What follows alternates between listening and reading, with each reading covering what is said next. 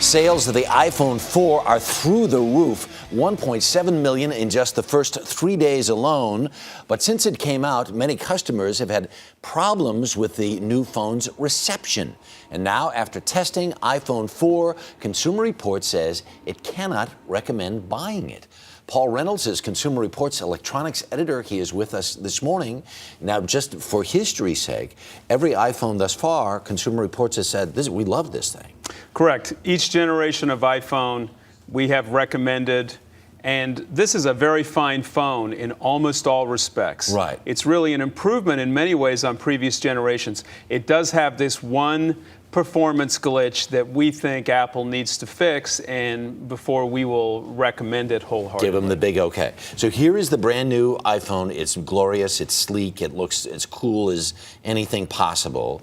But if I'm holding it like a normal human being might be holding it, I don't know, can you see right there? There's a little bit of a gap there in the metal on the outside.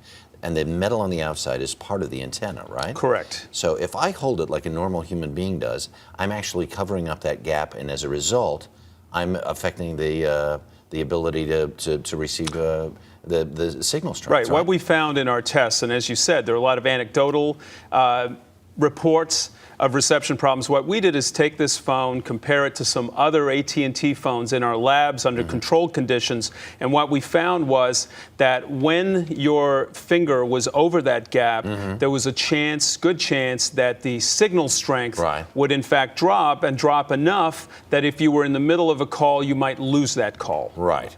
So it's very interesting because within the Apple world, people who use these things, they're up in arms and people's hair is on fire and everything else. But there really is a pretty simple solution, right? There's a simple solution. It's not an elegant one, but it's cheap and easy, and it is what we did. We looked at several kinds of tape, and we actually found that duct tape covering over that gap, either that way or around the edge, might be even a little more elegant, but that will actually remedy the problem.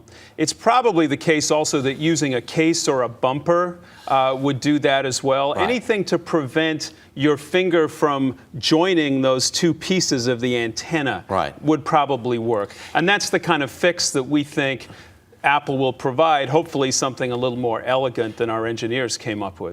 So once they provide a fix, will you give them presumably, all things being equal, you would give them the high sign, give them the... We'd go back and take a look at that. I mean, this is a very high-scoring phone, actually, in our ratings, and it has many, many things to recommend it.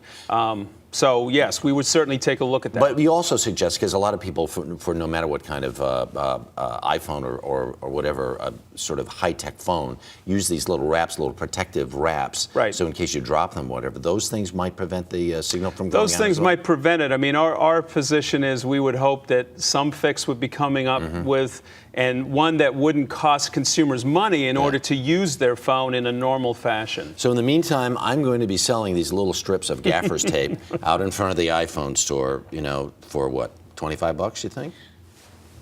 There's an app for that. All right, Paul Reynolds, thanks very much. A lot happens early on The Early Show, weekday mornings on CBS.